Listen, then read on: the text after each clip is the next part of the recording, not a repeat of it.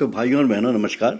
मैं संजय माथुर आपके सामने एक अपनी छोटी सी कहानी लेकर के प्रस्तुत हुआ हूँ। इस कहानी का उन्माद है सरस्वती और बुरा आदमी, और ये कहानी 4 अंकों में समाप्त है। मैं आपके सामने इसका पहला अंक पढ़ूंगा।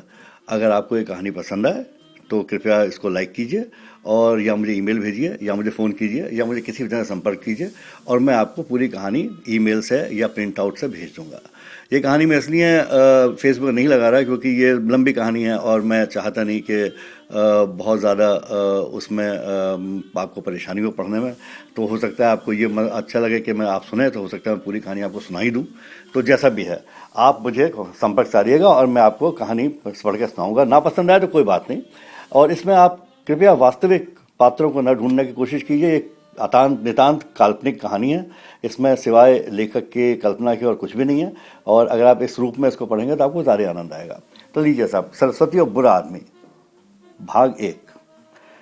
तो जब भी मैं किसी चेहरे को उसके नाम से नहीं जोड़ पाता तो फिर धीरे धीरे से मज़े से कोशिश करता हूँ कि कोई सूत्र हाथ लगे तो बात बने। कल मैं डॉक्टर के कहने से लैब में अपना 2 कतरे खून निकलवाने गया और अपना कूपन लेकर आराम से बैठा था।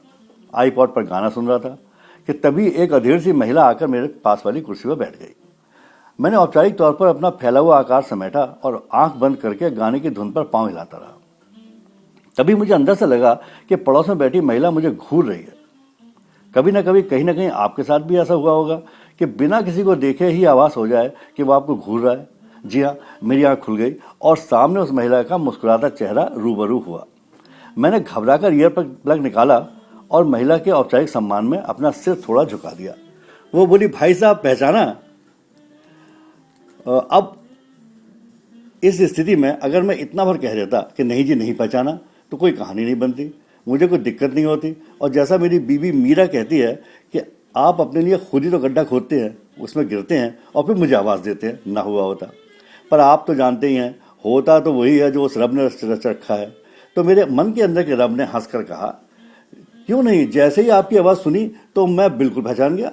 बहुत दिनों बाद मुलाकात हुई है ना, इसलिए। हाँ जी हाँ, कम से कम 7-8 साल तो हो ही गए होंगे। हाँ देखिए, समय बीतते देर नहीं लगती। अब मैं शिकार के मूड में आ गया था। कोई सूत्र हाथ लगे तो पता चले कि वो कौन है। आप अभी वहीं रहती हैं? जी हाँ, और आप? वहीं, हम तो वहीं बस गए। हाँ जी, बहुत अच्छी जगह है, क्यों कहीं जाना। मैं परोक्ष रूप से मुस्कुरा दिया, पर अंदर ही अंदर पिटे हुए शिकारी की तरह दूसरी पगडंडी पकड़ी। बच्चे क्या कर रहे हैं? आप भी भाई साहब हमेशा मजाक करते हैं। बच्चे का है कि एक लड़का है, वो कॉलेज में है। अच्छा। मेरे चेहरे पर ऐसी खुशी की लहर दौड़ गई कि वो महिला घबरा गई। उसे क्या मालूम कि एक लड़का है। इतना बड़ा सूत्र हाथ लगने की वजह से मैं खुश हूँ, ना कि उसके बच्चे के कॉलेज जाने से। कॉलेज तो सारे बच्चे जाते हैं, मेरा मतलब है हमारे आपके परिवार के तो सभी जाते हैं। कौन से कॉलेज जाता है? वहीं जहां आपने कहा था उसे जाना चाहिए। याद है आपने फ़ोन पर उसे कितना इनकरेज किया था? मुझे कुछ याद नहीं आया। मैंने मनी मन सोचा, हे भगवान, कौन है ये भद्र महिला? ऐसी गोलमोल बातें करती रहेंगी तो कैसे पता चलेगा कि कौन है। पर परोक्ष रूप से बोला, अच्छा हाँ हाँ, आपने कहा तो मुझे याद आया। मैं कोई दूसरा जाल फेंकता इससे पहले एक नंबर पुकारा गया और वो अच्छा मिलते हैं कहकर काउंटर की तरफ लपक ली। अब मेरी तड़पने की बारी थी। कौन है ये से मैं कौन ये हो सकती हैं तक पहुंच चुका था। तुरंत मीरा को फ़ोन किया, सारी बात बताई। उसका सोल्यूशन बड़ा सिंपल था। वो बाहर आए तो उससे बात करो, बोलो कि नहीं पहचाने। अरे मुझसे क्यों पूछते हैं? मैंने 4-5 साल पहले किस बच्चे को करियर एडवाइस दी होगी। आप मुझसे पूछ कर देते हैं क्या, फिर मुझसे पूछते हैं? कमाल है। कमाल तो है ही, मेरा दिमाग चेहरा नाम याद नहीं रख सकता, पर स्कीमें बड़ी अच्छी बना देता है। फिर दूसरा प्लान बना लिया गया। वो बाहर आएंगी तो मैं उससे बात करूंगा। अपने आईफोन के कैमरे से एक फ़ोटो लूंगा उसकी, ये कहकर कि इनको दिखाऊंगा और सरप्राइज़ कर दूंगा, ये पूछकर कि बताओ आज लैब में कौन मिला था। फिर तो पता चल ही जाएगा कि वो कौन है। मीरा की याददाश्त इतनी मजबूत है कि किसी भी फोटो को पीछे से भी देखकर वो बता दे कि कौन है। ये प्लान पक्का है। बस अब कहीं ऐसा ना हो कि वो महिला के आने से पहले मेरा नंबर आ जाए और उनसे मिलना ना हो पाए। ऐसा हो भी सकता था, पर हुआ नहीं। वो महिला बाहर निकली और थोड़ी थकी सी थी। आकर वापस उसी कुर्सी पर बैठ गई। अपने बाएं हाथ से दाईं बाह को रुई से दबाया हुआ था। मैंने फिर से बात शुरू करने की गर्ज से यूं ही पूछा, यूं ही कहा कि चलिए अब मेरी बारी है खून चुसवाने जाने की। उसके चेहरे पर फीकी सी मुस्कान आ गई। कहने लगी, मेरी तो बीमारी ने ही सारा खून चूस लिया, अब ये लैब वाले क्या। मेरा सारा प्लान धरा का धरा रह गया। बीमारी? अब ये कैसे पूछूं कि क्या बीमारी है। नहीं पूछूं तो फिर कैसे पता लगेगा? पर ऐसे कैसे पूछ लूँ?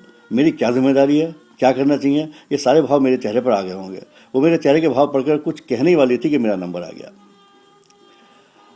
मैंने हार कर अपना ब्रह्मास्त्र फेंका। जाते जाते कहा, प्लीज़ फ़ोन कीजिएगा, हम लोग को मिलना ही चाहिए। उसने हाँ में सर हिला दिया और सम्मान में खड़ी होने लगी। मैंने कहा, अरे आप बैठिए, और काउंटर पार करके लैब में चला गया।